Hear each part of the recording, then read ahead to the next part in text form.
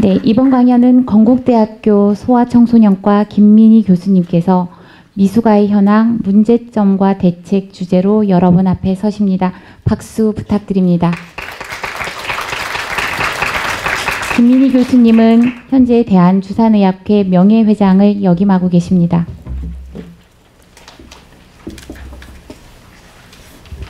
안녕하세요. 창립 총회 때 이렇게 강의를 맡으니까 감개가 무량합니다. 저는 사실 그 신생아학을 하고 있으면서도 신생아실 건국대학병원이 15년 전에 신생아실이 세팅되고 나서부터는 그 팔로업 쪽에 관심이 좀 있었어요. 그래서 좀 이따 슬라이드가 나올 테지만 그래서 가족 패밀리 케어 쪽에 쭉 관심이 있었습니다. 그러다가 한 3년 전서부터 우리 최진희 박사 팀과 만나서 같이 노력하다 봤더니 오늘 이 자리까지 오게 됐습니다. 아무튼 학회가 창립이 됐으니 날로 번창하길 기대하겠습니다. 오늘 제가 맡을 분야는 그 미숙아의 현황, 우리나라의 현황, 그리고 하고 이런 애들이 우리나라에서는 어떻게 팔로업을 받고 있나, 추적 관찰이 되고 있나, 그 다음에 이와 같은 애들을 효과적으로 관리해서 가족 중심으로 한다면 어떤 대책이 좋을까, 거기에 대해서 말씀드려보는 시간을 가져보도록 하겠습니다. 아주 현 시대를 나타내는 슬라이드가 나왔습니다. 여러분, 지금 사는 이 시대의 가장 큰 문제가 여러분 뭘까요? 이 슬라이드에 나와 있어요. 애들이 안 태어나고 사람들이 오래 산다는 거죠. 죽는 사람이 많아지고 태어나는 애들이 적다는 얘기예요. 좀 있으면 보이겠지만 애들도 적게 태어나지만 애들의 사망률은 아주 바닥을 치고 있어요. 의학이 발달하기 때문에 애들이 선천기형을 갖거나 전에 같으면 살지 못할 애들, 초미숙아 애들이 조금 이따 슬라이드가 나오겠지만 거의 대부분이 살아나는 게 지금의 현실입니다. 그래갖고서는 죽을 애가 살아나기 때문에 그런 애들이 비실비실 사는 애들이 많아졌어요. 잘 살지 못하고 여러 가지 메디컬 서포트를 받으면서 크는 애들이 늘어났어요. 이제 그런 슬라이드를 보여줍니다. 적게 태어나고 많고 아픈 애들이 늘어나고 있다. 여기 이제 미숙아의 출산율이 얼마나 늘고 있다. 어떤 구에서는 8%, 10%까지 늘어나고 있고 사망률이 이렇게 좋아지고 있다. 죽지 않고 있고 생존율이 늘어나고 있다. 이거 보여주는 슬라이드예요. 그렇게 하고 이런 애들이 죽을 애가 살아나기 때문에 사실 신생아실에서 많이 아파요. 그래서 이와 같이 많은 병을 거치고 신생아과 의사 선생님들이 고군분투하면서 여러 가지 노력을 해서 아주 좋은 성적이 나오고 있어요. 많이 발달했습니다, 한국도. 그래서 발달할수록 미숙아 문제는, 팔로업 문제는 점점 더 문제가 되고 있습니다. 이것이 KNN이라고요. 여기 심지영 교수가 계시지만은 여기 신생아과 의사 선생님들이 3, 4년 전서부터 우리나라에 신생아실 유니트를 갖고 있는 아이들의 한 60개 병원에서 데이터베이스를 시작했어요. 그래서 아주 따끈따끈한 한국에 있는 신생아실의 데이터베이스입니다. 얼마나 살고 얼마나 죽나 이런 데이터인데 아주 최근 데이터를 갖고 나왔습니다. 1500g 미만 애들 데이터를 했는데 1500명 정도 모았어요. 약 40만 정도 출생한다면 1500g 미만이 한국에서 한 2000명 정도 출생하는 것으로 추정하고 있는데 그 중에 반 이상이 서울, 경기, 인천에서 태어나고 있을 겁니다. 그 중에 KNN 데이터베이스를 보면 이렇게 엄청나게 좋은 데이터가 나왔습니다. 11.4%가 사망하고 나머지 애가 다 살고 있는 게 우리나라의 현실입니다. 그래서 임신 재택 기간과 그리고 출생 체중에 따라서 사망률을 따져봤어요. 아래 거 복잡한 거 보실 필요 없이 위에 거 보시면 되십니다. 보시면은 700g에서는 27%가 죽고 70%가 살아나고 있고 1500g에서는 97%가 살아나고 있고 3%가 죽고 있고 이런 식으로 엄청난 데이터가 쏟아져 나오고 있습니다. 여기서도 임신 제태 기간에 따라 우리가 텔레비에서 옛날 말로 들 떨어진 놈 보고 멍청한 짓 하나 보고 들 떨어진 놈이라고 그랬죠. 8달 반. 34주 전엔 애들이 죽었어요. 전에는요. 허파 질환을 이겨내지 못해서 애들이 죽었는데 요새는 다 기계호흡시키고 약물이 있어 다 살아나고 있습니다. 여기 34주 죽는 일이 거의 없죠. 거의 대부분. 34주에서 거의 100% 살아나고 있어요. 이만큼 신생아학이 발달하고 있습니다. 그래서 IVH라고 신생아실에서 여러분들이 보는 많은 신경학적인 장애를 받는 병이 뇌출혈, 미숙아이들이 뇌출혈이라는 병이 있고 뇌출혈이라는 병이 있어요. 근데 뇌출혈이 있어 저런 식으로 뇌가 망가지는 묘사예요. 그래서 뇌성마비의 원인이 되고 신경학적으로 장애가 생기는 애들이 있습니다. 그런 애들의 데이터베이스가 나왔습니다. 1000g에서 그레이드 3, 4, 그레이드 3, 4, 3등급, 4등급에서 머리에 출혈이 양이 많아서 머리가 깨져서 발달 장애를 갖는 애들인데 그런 애들이 1000g에서 1600g에서 10%가 나왔어요. 10%. 이게 놀라운 데이터가 나왔어요.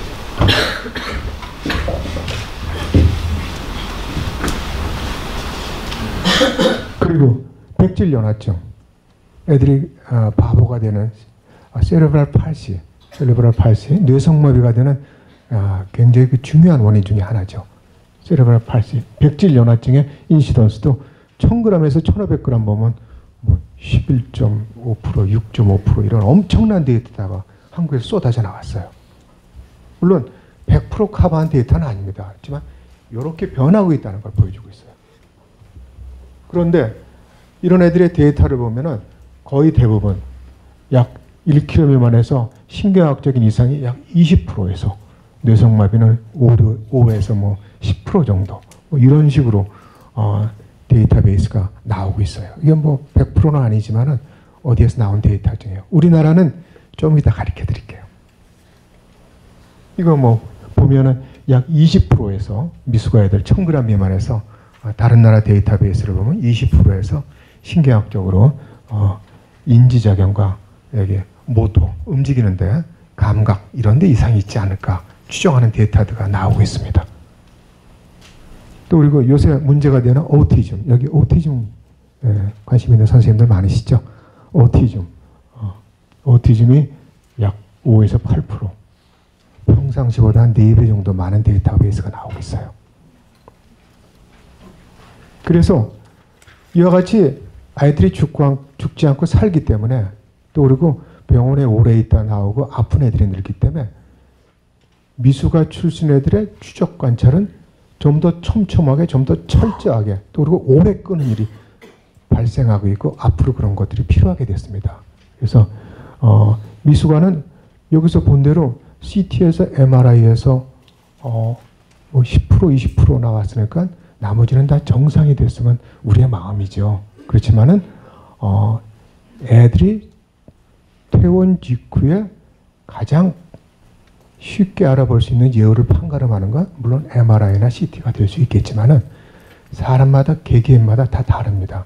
그리고 MRI나 CT에서 이상이 없는 애도 문제가 생길 수 있기 때문에 애들을 하나하나 잘 특별하게 개별적으로 관찰해주고 추적해줘야 됩니다. 그런 것들이 있어서 이상이 있을 때 여기 있는 것으로 조기 개입을 해서 아기를 빨리 좋게 좀 해줘야 됩니다. 그리고 이상이 발견됐을 때는 관여를 해서 아기가 갖고 있는 능력을 최대한대로 갖게끔 도와주는 여러 선생님들이 할 일이죠. 그래서 이제 발육하고 그런데 소아과 의사니까 또 하나 간과하지 말아야 될 것이 육아 지원입니다. 발달 지원만 하는 게 아닙니다. 소아과는. 여러분 애가 발달만 하나요? 애가 집에서 큽니다. 집에서 크는 건 어떡하죠? 엄마가 아기를 안심하게 대할 수 있고 아빠는 엄마랑 아빠랑 아기랑 잘 사는 걸 보고 바깥에 나가서 저희가 화양동이니까 광진구니까 광진구에서 돈벌이를 해서 집안에 기둥 역할을 해줘서 나중에 광진구에서 사회의 역군이 되고 아기는 커서 또 하나의 사회의 그 씨앗이 되고 뭐 이런 것들을 해야 되는 육아 지원을 해야 돼요. 그런데 여러분 지금 시대는 어떻게 됐죠? 여러분 요즘 시대가 어떻게 됐습니까? 슈퍼맘 세대예요. 모든 걸 퍼펙트하고 완벽하게 됩니다. 그렇기 때문에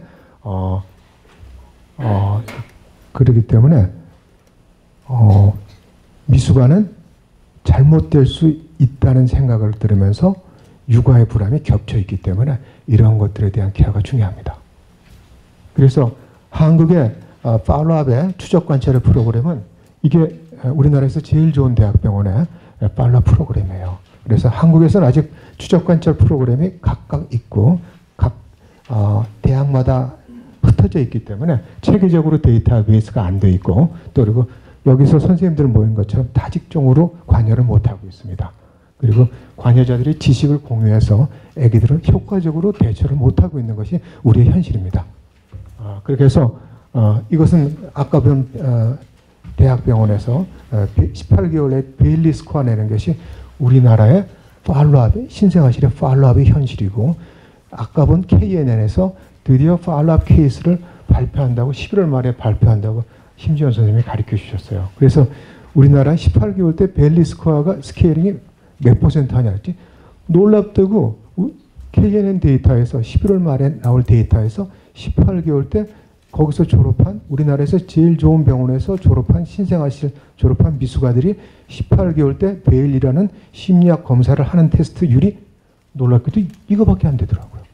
이건 뭘 뜻할까요?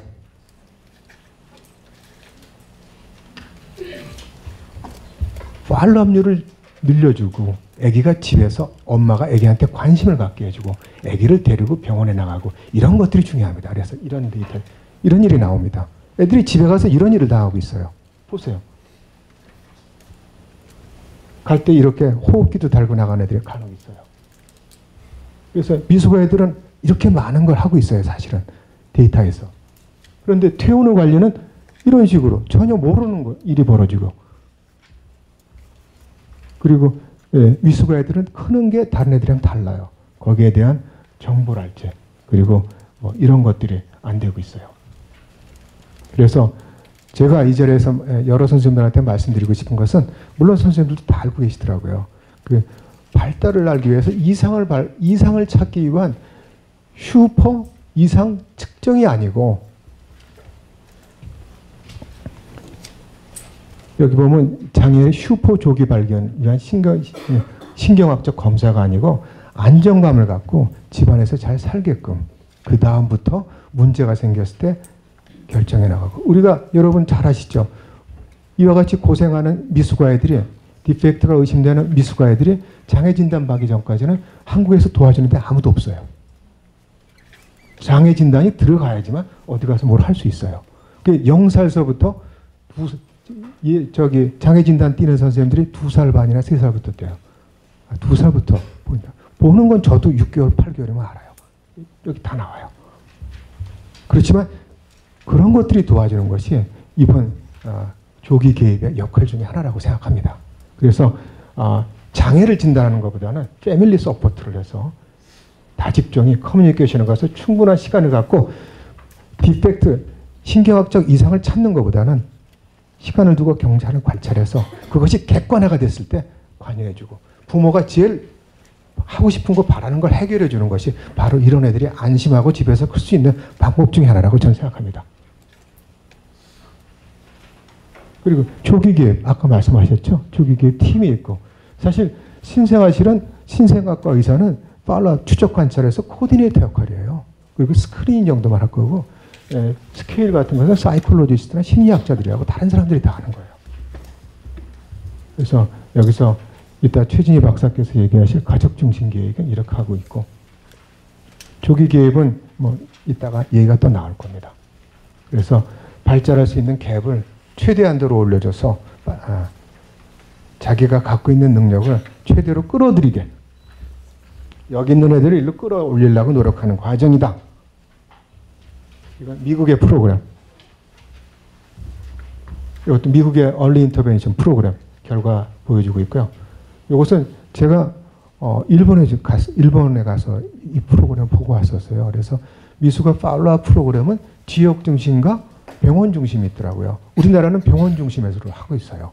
그래서 애들이 결과가 다 좋지 않기 때문에 한 3년에 한 번씩 하고 있더라고요. 매년 하는데도 아주 적고 많은 병원은 2년이나 3년에 한 번씩 하고 있더라고요. 그런데 병원 주도는 아까 얘기한 대로 그 제한점이 많습니다. 그렇지만 지역 주도가 또 괜찮더라고요. 그래서 구르메 병원에서는 일본의 큐슈의 구르메에서는 구르메 병원과 성마리아 병원에서 병원 중심으로 하고 있고 고베시에 있는 요요구락부에서는 고베시에서 시에서 하는 미숙아 대상으로 하고 있더라고요. 그래서 제가 갔었어요. 그래서 제가 그걸 보고 온 다음에 2012년 11월 17일 날 조기기획 클리닉을 만들었었어요. 그래서 이와 같은 과정을 거쳐서 이와 같은 교육을 시키고 한 달에 한 번씩 조기기획을 했었습니다. 그래서 여기서 제가 가정 방문을 했었어요. 그래서 그러면서 저는 저 혼자 있기 때문에 육아 체조를 제가 만들었어요. 그래서 아이들한테 되게 애들이 보더라인이 있는 애들이 있어요. 프로그레시브한 리지디티를 저도 물론 코멘트합니다. 보스 시스틱 PVL이나 그레이드 4 IVH는 집에 갈 때 당신에게 프로그레시브 리지디티나 CP 가능성을 코멘트하고 나머지 애들은 팔로업 해주면서 부모가 물어보거나 커뮤니케이션을 계속 갖는 방향으로 하고 있었어요. 코멘트합니다. 그런 애들한테 이런 걸 가르쳐 줬어요.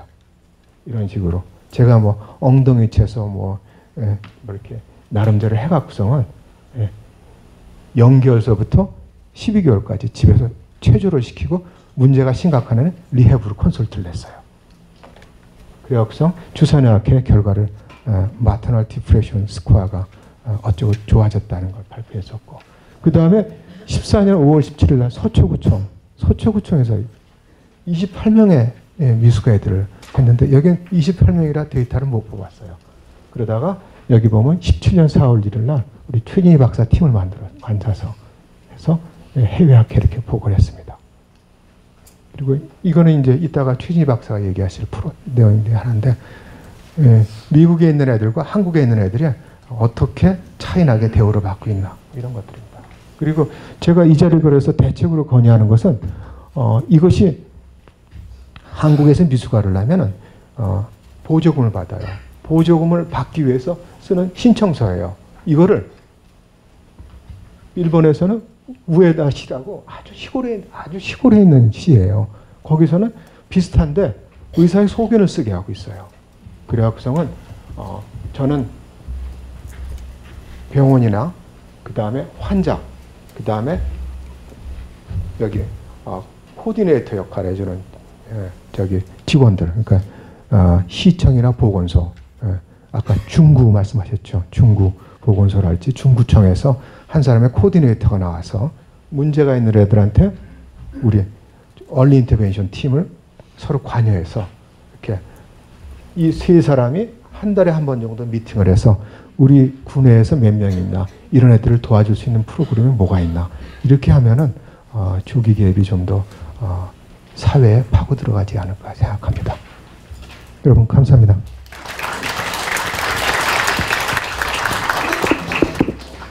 네, 장애 진단보다 가족 지원을 통해 미숙아들이 안심하고 자랄 수 있게 개인이 갖고 있는 능력을 최대한 끌어올리라는 점을 강조해 주신 김민희 교수님께 다시 한번 깊은 감사 인사드리겠습니다. 지금까지 두 분의 의료 전문가로부터 한국장애 및 의형군 영아의 현황, 문제점 및 조기 개입 방안에 대하여 들었습니다. 지금 10시 45분인데요. 잠시 10분간 쉬는 시간을 갖도록 5분간 시간이 많이 지체되어져 있어서요. 5분간 쉬는 시간을 갖도록 하겠습니다. 화장실은 각 층에 위치해 있으니 이용해 참고하시기 바랍니다. 참석해 주신 분들 중 혹시 질문이 있으시면 강연이 모두 끝난 후 질문을 받겠습니다. 교재 뒷부분에 질문 카드가 있으니 활용해 주시기 바랍니다. 네, 이제 참석해 주신 여러분께서는 모두 착석해 주시기 바랍니다.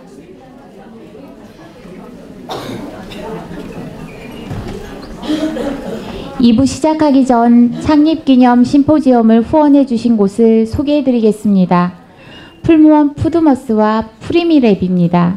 프리미랩은 신생아 이룬둥이들을 위해 연구하고 개발하는 곳으로 조기 개입을 이용하셨던 보호자분이 운영하시는 착한 기업이십니다. 심포지엄 세 번째 주제는 조기 개입 프로그램에서 물리치료사의 역할, 해외 사례 및 국내 개선 방안으로 유원대학교 물리치료학과 김장곤 교수님께서 발표해 주십니다. 큰 박수 청해 드리겠습니다.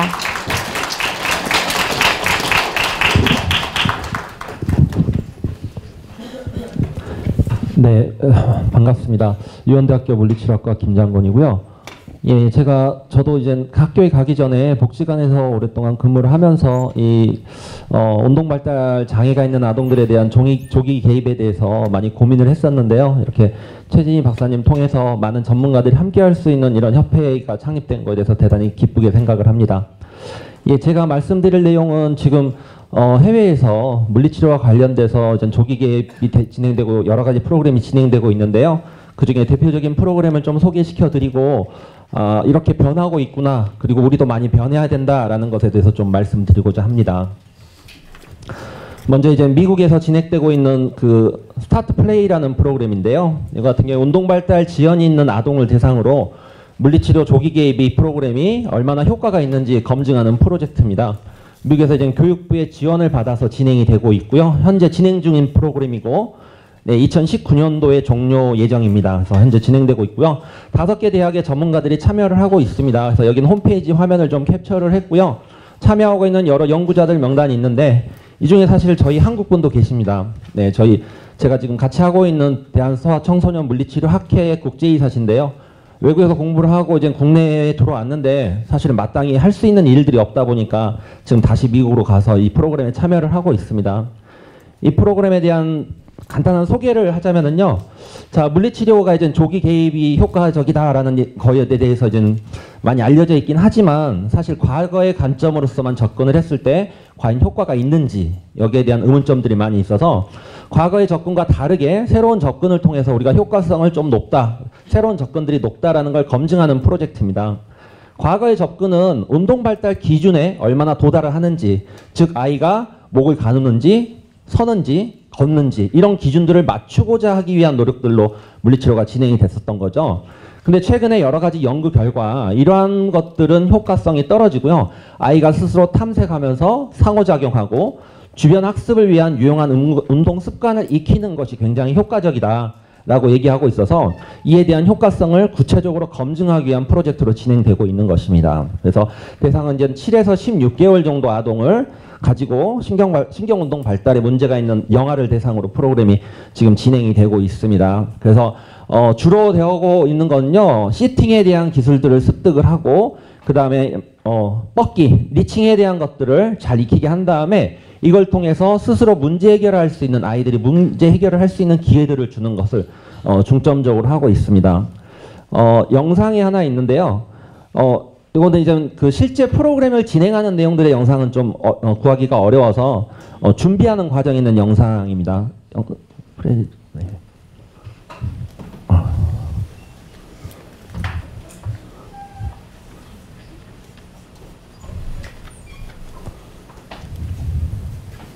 이쪽, 네. 네. 지금은 이제 아이들이 장난감들을 만들어주고 있는 건데요.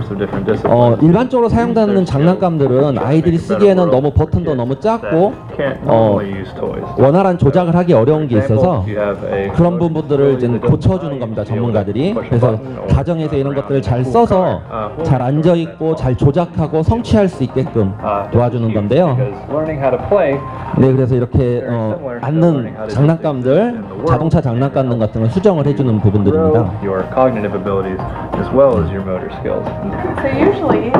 그 다음에 이제 이런 인형들이 많이 있는데 버튼을 누르면은 인형이 이제 반짝반짝하고 해야 되는데 이거를 누르는 것도 아이들한테는 너무 어려울 수 있는 거죠. 운동 발달 장애가 있는 아이들 같은 경우에는. 그래서 저렇게 장갑에 서로 터치만 하면은 불이 들어올 수 있도록 해서 아이가 동작이 좀 어렵더라도 손의 사용이 어렵더라도 뻗기만 통해서도 아이가 불이 반짝반짝하는 그런 성과를 줌으로 해서 아이의 운동 발달을 훨씬 높일 수 있다.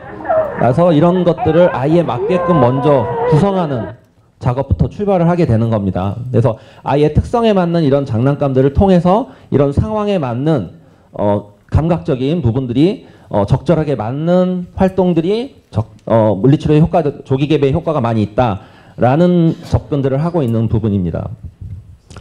그 다음에 이제 네덜란드에서 진행되는 그 연구가 있는데요. 런 투 무브라는 프로젝트인데 이것도 이제 국가 프로젝트에 해당이 되고요. 이거는 구체적으로 4가지로 구분이 되어 있습니다. 연령대에 따라서 0세에서 2세, 그다음에 2세, 3세, 7에서 12세, 그다음에 16세에서 24세로 좀 구분이 되어 있고요. 각각의 접근이 전통적인 물리치료적인 접근이 아니라 뭔가 배경 중심적인, 즉 환경에 적절하게 접근할 수 있는 방법들, 그리고 지역사회와 그 다음에 일상생활에서 다양한 활동들을 할 수 있는 방향으로 좀 전환이 되고 있는 물리치료의 방향들을 좀 제시를 하고 있고요. 거기에 대한 효과성 검증을 하고 있는데 이 중에 이제 런투무브 0에서 2에 해당되는 게 고위험군 조정연령의 1에서 9개월 아동을 대상으로 이제 콥카라는 새로운 중재 방식을 접근하고 있고 효과성을 검증하기 위한 프로젝트입니다. 이 콥카라는 프로젝트는요. 이 전통적으로 이제 네덜란드에서도 NDT라고 하는 프로그램이죠. 저희가 많이 보바스 치료라고 얘기하는 이런 쪽으로 접근을 하고 있는데 이런 접근 방식이 아닌 새로운 접근 방식으로 접근하는 거고요. 여기에 대한 중요한 컨셉은 가족 지원입니다. 가족 중심 접근입니다. 가족 중심 접근이면서 전통적으로 이제 운동 발달 지연이 있는 아동들 같은 경우는 물리치료사가 주로 지도를 하는 형태죠. 물리치료사가 이런 운동을 하십시오. 필요나 목표에 대해서도 물리치료사가 결정을 하는 경우가 많아요. 물론 부모와 상담을 통해서 이게 필요하다라고 생각을 하지만 구체적으로 이걸 어떻게 할 것인지는 치료사가 결정하는 경우가 되게 많거든요. 근데 이런 방식들이 굉장히 좀 잘못되어 있다. 물론 여기서는 그렇게 주장을 하는 거죠. 그래서 가족의 자율성을 굉장히 중요하게 얘기를 합니다. 그래서 부모와 가족들이 원하는 것이 무엇인지 먼저 파악을 하고 거기에 대해서 치료사가 지도하고 주도하는 게 아니라 자율권을 주고 어떤 걸 선택할 수 있는지에 대한 도움을 주는 역할들을 하는 거죠. 그래서 여기서 보면 이제 티처로서의 역할, 전통적으로는 그 치료사가 티처가 되는 거죠. 선생님이 되는 거죠. 지도를 해주고 가르쳐 주는 건데 여기서는 코치라고 얘기를 하죠. 예, 안내를 해주는 개념인 거예요. 그러니까, 어떻게 하면은 본인이 원하는 걸 더 잘하게 할 수 있는 거를 도와주는 거지 주도해 나가는 방식이 아니라는 거죠. 그 외에도 여러 가지 컨셉들에 대한 비교들을 해놨는데요. 이런 변화들이 많이 있다는 것입니다. 그럼 이런 변화들이 왜 생기고 있는지에 대한 그 다양한 연구 결과들이 있는데요. 지금 뇌성마비와 관련된 치료 중에 굉장히 핫한 논문 중에 하나가 이겁니다. 뇌성마비의 운동 발달과 관련된 여러 가지 요건들에 대해서 어떠한 치료들이 효과가 있는지를 좀 검증을 해본 건데 여기 보시면은 네, 우리가 많이 볼 수 있는 단어들이 나오는데요. 요 밑에 있고 이게 이제 굉장히 직관적으로 볼 수 있는 연구인데요. 신호등을 비율을 해가지고 나타낸 거예요. 초록색은 계속 해야 되는 치료, 그 다음에 노란색은 우리가 잘 고민해야 되는 거, 빨간색은 당장 중단해야 되는 치료적 접근인데요. 많이 얘기되고 있는 게 이제 효과적인 걸로서 목표 지향적인 치료라든지 양손 사용이라든지 강제 유도 억제 운동 치료라든지 배경 중심의 치료 뭐 이런 것들, 그리고 홈 프로그램 이런 것들이 굉장히 효과적이다라고 얘기를 하고요. 반면에 그만둬야 될 프로그램은 네, NDT, 감각통합치료, V타 이런 것들이 지금 올라오고 있어요. 물론 이제 뇌성마비 아동에 대한 것들로 한정되어져 있는 부분이긴 한데 이게 이제 그 호주에 있는 노박 박사가 제시한 내용인데요. 작업치료사입니다. 작업치료사 출신이면서 호주에서 지금 뇌성마비 협회 수석 연구원으로 계신 분인데 최근에 굉장히 핫한 논문을 많이 내고 계신 분이에요. 그래서 논란이 굉장히 많은 것 중에 하나인데 전통적인 이런 접근들이 왜 문제있냐에 대한 내용들을 좀 말씀을 드릴게요. 기존에 이거는 이제 그 호주 시드니 대학에 있는 셰퍼드 교수가 세러럴 폴시 인 인펀시라는 책을 통해서 계속 주장하고 있는 건데 전통적으로 이제 보바스 치료가 보바스 치료의 여러 가지 접근에 대한 문제점들이 있었다라는 겁니다. 그게 이제 제일 대표적인 게요. 움직임을 정상화하고 질을 향상시키려는 거를 강조를 하는데 목표 성취를 위한 자발적 시도의 기회가 거의 없다는 거죠. 아이들은 뇌 발달 과정에서 자발적인 시도에 대한 성취하는 게 굉장히 중요한데 이런 부분들이 거의 없다라는 거. 그리고 전체적으로 치료가 효과적일 수 있다라는 근거가 상당히 부족하다라는 주장들을 하고 있습니다. 그리고 지금 생태역학이라든지 신경운동 조절, 학습과 관련된 최근의 연구 결과들을 많이 반영하지 못했다는 거죠. 그래서 좀 아이들이 어려움이 발생하는 이유들에 대해서 뭐 원시반사의 존재라든지 강직에 의한 움직임의 제한, 그 다음에 여러 가지 발달에 있어서 몸통 안정성과 머리의 조절이 중요하다 이런 연구들이 결과들이 있는데 사실 아이의 운동 발달과 관련된 연구들은 예전에 백인들 중심의 발달 연구 결과를 통해서 나타난 자료를 그대로 사용하는 경우가 많아요. 근데 이제 최근에는 다양한 민족과 다양한 인종들에 대한 발달에 대한 연구를 해본 결과 다 다르다는 거죠. 즉 아이들은 모든 아이들이 똑같이 발달하는 게 아니라 그 문화적 특성에 따라서 다르게 발달을 한다는 겁니다. 그래서 좀 그런 기존의 우리가 기준점을 가지고 접근하는 것을 조금 바꿔서 뭔가 다르게 좀 접근할 필요가 있다라는 겁니다. 시간이 제한된 시간이기 때문에 간단하게만 얘기를 하도록 하겠습니다. 그래서 이제 우리가 이제 근육을 왜 자발적으로 활성하지 못하느냐라고 했을 때 뇌 손상이 돼서 그렇죠. 뇌 손상 때문에 나타나게 되는 부분들이 있는데 단지 그것만으로 문제가 되지 않을 수 있다라고 주장하는 것 중에 하나가 근거 중에 하나가 우리가 이제 뇌에서 뇌 신경 세포가 자라게 되면은 성장을 하게 되면은 신경이 쭉 자라서 척수까지 연결이 돼야 됩니다. 이게 이제 겉질 척수라고 하는 운동을 연결시키는 중요한 신경인데 이게 보통 35주까지 성장을 해서 35주 정도가 되면은 이제 척수에 도달을 하게 되거든요. 이 도달했을 때 처음에는 성숙이 안 돼 있는 상태입니다. 성숙이 안 돼 있는 상태는 뭐냐면은 신경이 정확하게 하나에 닿아 있는 게 아니라 여러 개에 닿아 있는 거죠. 그게 시간이 지나면서 훈련을 통해서 만 1세까지 이와 같이 세밀화가 됩니다. 즉 하나의 신경에서 하나의 운동 근육으로 연결이 되는 이런 작업들이 이루어지는데 이게 어떻게 해서 이루어지게 되냐? 능동적인 학습과 경험을 통해서 이루어진다는 거죠. 서로 굉장히 상호 경쟁적인 관계에 있습니다. 그래서 아까 얘기했던 성취 가능한 거 뭔가 이걸 해서 내가 이걸 성공했구나라는 느낌을 가진 신경들이 살아나고 그렇지 않은 신경은 사라지게 되는 건데요. 이게 굉장히 혼란스럽게 내가 주도하지 않는 활동들을 또 치료사 선생님마다 다 다르게 접근을 하게 되면은 여기에 따른 척수의 세밀화가 이루어지지 않는다는 거죠. 그래서 아이의 운동 발달이 적절하게 이루어지지 않는 겁니다. 이 보톡스가 근육 구축을 예방하는가라는 화두가 있는데요. 보톡스 많이 맞게 되죠. 아이들 같은 경우에. 그런데 실제로 이게 척수에서의 세밀화 작업에 방해를 할 수 있는 부분이 있어서 만 2세 이전에 굉장히 조심하게 접근을 해야 된다라는 주장들이 있고요. 또한 사실은 이 연구 결과를 보면은요. 강직은 유지가 돼요. 줄어드는 건 아니지만 그런데 관절 가동 범위, 즉 근육의 길이는 계속 감소되는 것을 보여주고 있는 거죠. 왜? 보톡스만으로 해결되지 않는 게 있어요. 가정에서 얼마나 계속 근육을 늘릴 수 있는 자세를 유지할 수 있고 이런 활동들을 해주냐가 중요한데 이런 부분에 대한 것들이 충분히 되지 않고 있다는 걸 볼 수가 있는 거죠. 그래서 좀 더 새로운 현재에 연구되고 있는 새로운 결과들에 대한 건요.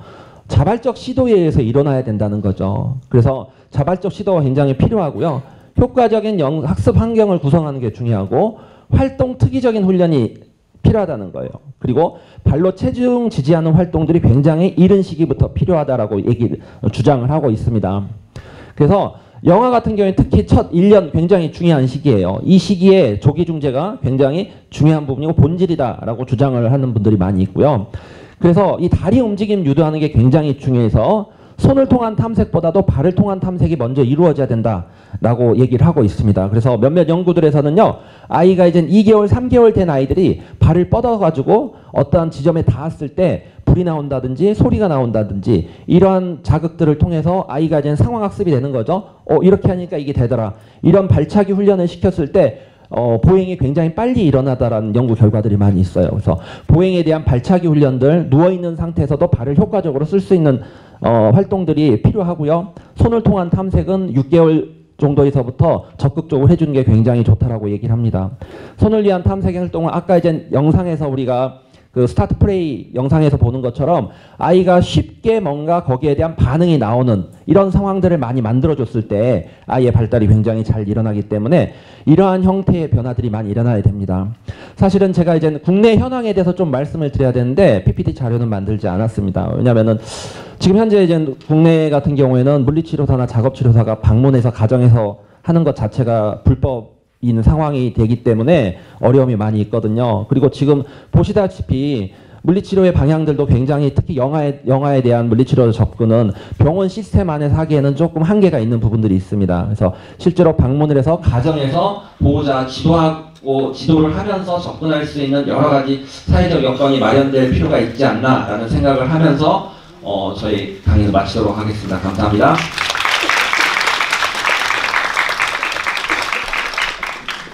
네, 미국과 호주, 네덜란드에서 일어나는 현재의 물리치료 영역에 대해서 말씀을 해주시면서요. 제가 또 들었던 내용 중에 기억나는 거는 이제는 치료사가 주도권을 갖는 것이 아니라 코칭으로 나가야 된다라고 하는 현재 저희 조기 개입이 하고 있는 현장의 목소리를 담아주신 부분에 대해서 감사의 인사를 드립니다. 네, 이번 강연은